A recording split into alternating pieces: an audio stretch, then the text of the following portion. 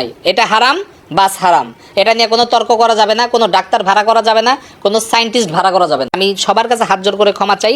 আমাকে আপনারা খোঁচান, কিন্তু আমার সন্তান বা পরিবারকে আল্লাহর হস্তে খোঁচেন না ভাই।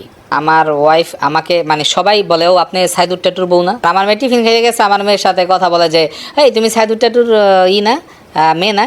আমার ছেলে মাদ্রাসায় গেলে তাকে খোঁচায়, সেটা ছোট্ট মানুষ, তারে কয় তোমার নামাজ হবে, তুমি কেন মসজিদে আসো? জিনিসটা তো একটা অপমানজনক ব্যাপার। আমার মসজিদ মাদ্রাসা আমার সন্তান গেলে কয় তোমার বাপের দেখলাম হিজড়া নিয়ে নাচতেছে। মানুষ যেহেতু অন্তরালে আমাকে নিয়ে এই কথা বলে, দেখায়, বলে এই লোকটা খারাপ, এই লোকটা খারাপ, এই লোকটা খারাপ, এর দেখো না। কেউ যদি প্রমাণ করতে পারেন আমি হারাম ট্যাটুর সাথে জড়িত, আমি 30 লক্ষ টাকা পর্যন্ত উপহার দেব। আপনারা বানায় ফেলেছেন কি যে হিজড়া আমার বউ, মসজিদ মাদ্রাসায় ঢুকতে পারতাম না।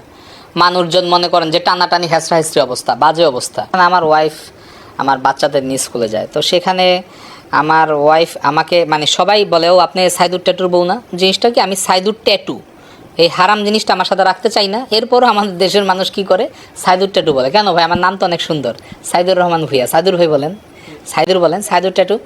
এবং দেখা গেল যে আমার মেয়ে বা আমার ছেলে স্কুলে পড়ে, তারা স্কুলে যায়, আমি তাদেরকে আগায় দিই, আমার ওয়াইফ আগায় দেয়। তো মোটামুটি সবাই মানে বলে যে হ্যাঁ আপনার বাবার অনেক পরিবর্তন হয়েছে, মানে তাদের আলোচনার টপিক বিন্দুই থাকে। আমার মেয়ে টিফিন খেয়ে গেছে, আমার মেয়ের সাথে কথা বলে যে এই তুমি সাইদুর ট্যাটুর না মেয়ে না? কী অবস্থা, তোমার বাবা এখনও কি হিজলা নিয়ে নাচে? জিনিসটা মজার ব্যাপার কি জানেন, আমার ছেলে মেয়েটা এগুলো তো নিতে পারে না। আপনারা কেন আমার স্কুল কলেজে তারপরে বাজারে হাটে আমার ওয়াইফ আমার বাচ্চাদের খোঁচান ভাই? আমি হিজলা দিয়া নাচি বা আমার হিজলা কাস্টমার আসে, হিজলা কি মানুষ না ভাই? হিজলা তো মানুষ। আমার ম্যাক্সিমাম কাস্টমার হিজলা আসতেই পারে, তাদের মুখে দাড়ি আছে, দাড়িগুলো রিমুভ করে। আমার এখানে খরচটা একটু কম, মেশিন অনেক দামি, তাদের রেজাল্ট ভালো হয়, তারা আসে, আমরা ফান করে একটা দুইটা আমাদের ভিডিও করতে দেয়, একটু দুষ্টামি থাকে, ওরা একটু দুষ্টামি পছন্দ করে। কিন্তু আপনারা বানায় ফেলেছেন কি যে হিজরা আমার বউ, হিজরা আমি নাচি, হিজরা কেন এখানে আসে? আর ভাই হিজরা কি মানুষ না? তারাও তো একটা মানুষ, আমাদের সমাজের একটা অংশ। তো এই ধরনের ক্রিঞ্চি খোঁচাখুচি আমার বউ সম্মুখীন হয় যে আসলে কি আপনার ওয়াইফ? তাহলে ওই দিন যে একটা ফর্সা করা মহিলার মুখে দাড়ি রিমুভ করলে, এটা তার কয় নাম্বার বউ? এগুলা যদি আমার মেয়েকে আপনারা এভাবে প্রশ্ন করেন যে তোমার আরও মা আছে, তারা হিজড়া নাকি, এটা তো ঠিক না ভাই। তারা তাদের মতো লাইফ লিড করতে আছে, আমি আমার মতো লাইফ লিড করতেছে। আমি যে ভালো হয়ে গেছি, আমি যে হারাম ট্যাটুর রিমুভের মানে হারাম ট্যাটু করার সাথে জড়িত না, এটা কিন্তু সবাই জানে। এবং আমি কিন্তু ওপেন চ্যালেঞ্জও দিয়েছি, কেউ যদি প্রমাণ করতে পারেন আমি হারাম ট্যাটুর সাথে জড়িত, আমি 30 লক্ষ টাকা পর্যন্ত উপহার দেব, জরিমানা না।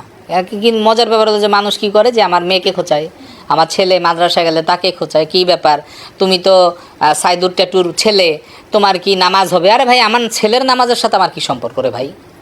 আমার ছেলের নামাজ হবে কি হবে না, সে কি ট্যাটুওয়ালা?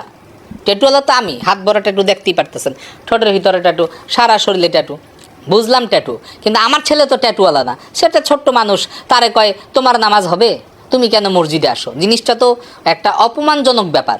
আমি তো কখনো আমার সন্তানদের গিয়ে বলি নাই যে আমি ট্যাটু করি হ্যানতেন। আমার এই সাবজেক্ট শেষ হয়ে গেছে হারাম ব্যবসা 6 বছর আগে। হেই পাপ এখনও আমার সন্তানদের কেন টানতে হবে? আমার মসজিদ মাদ্রাসা আমার সন্তান গেলে কয় তোমার বাপের দেখলাম হিজড়া নিয়ে নাচতেছে, কিন্তু এটা কিন্তু নাচানাচি না, ওইটা ছিল একটা হেয়ার রিমুভের একটা কোর্স, একটা কাজ করতেছিলাম আমি। তো আমরা খুব বাজেভাবে আসলে ব্যাপারটাকে প্রচার করি, এটা ঠিক না। আপনারা এর আগে যখন নিউজ কভারেজ করলেন, এর আগে তো মসজিদ মাদ্রাসায় ঢুকতে পারতাম না। মানুষজন মনে করেন যে টানাটানি হেসরা হেসরি অবস্থা, বাজে অবস্থা, যে আমাকে দেখে মানুষ ইমপ্রেস হয়। আমি কি করি, ট্যাটু করি, আমার দেখে ওই পোলাবার নামাজ পড়তে হয়, ওরাও কয় যে ডেভিড বেকহ্যাম ট্যাটু করছে, সাইদুরও ট্যাটু করছে, আমগো ট্যাটু করলে সমস্যা কি? তো মানুষ তো বুঝায় যে ট্যাটু হলো হারাম। ডেভিড বেকহ্যাম তো খ্রিস্টান, আমি তো খ্রিস্টান না। তো এগুলো দিয়ে পরিবারের সমস্যা হয় আমাকে নিয়ে। কিন্তু যখন নিউজ কভার হইলো আমাকে নিয়ে আপনাদের চ্যানেলে, তখন মানুষ জানতে পারলো যে আসলে আমি হারাম ব্যবসার সাথে জড়িত না। আর আমি তো সব ঢাইকা ঢুকে নামাজ পড়তে চাই, আমাকে দেখি ইমপ্রেস ধরা কিছু নেই, এটা হলো অতিরঞ্জিত ব্যাপার স্যাপার। বাপে দেখছিল হয়তো কোনো আমলে ভিডিও আমি ট্যাটু করছি, সেইটা ছেলে মেয়েদের মধ্যে ইমপ্রেস করতে গিয়া যে ওই লোকটা ট্যাটু করছে হারাম, মানে নোংরা কথা বলে। আমার সামনেই তো একটা মহিলা তার বাচ্চাকে নিয়ে যাচ্ছে, ও কইতেছে দেখছেন ট্যাটু করছে, আমি ওর বড় হয়ে ট্যাটু করুম, কয় খারাপ খারাপ, এগুলো খারাপ লোক করে। আমি যেই তাকাইছি আমার দেখা, ওই মহিলা বললো সরি। কি বললো? সরি। তো তো আমি বললাম যে আপনি আমাকে সরি বললেন কেন, আর আপনার সন্তানদের কেন বললেন যে আমি খারাপ মানুষ? আমি তো আপনার থেকে কোনোদিন এক কাপ চাও খাইনি, আমি আপনাকে চিনিও না।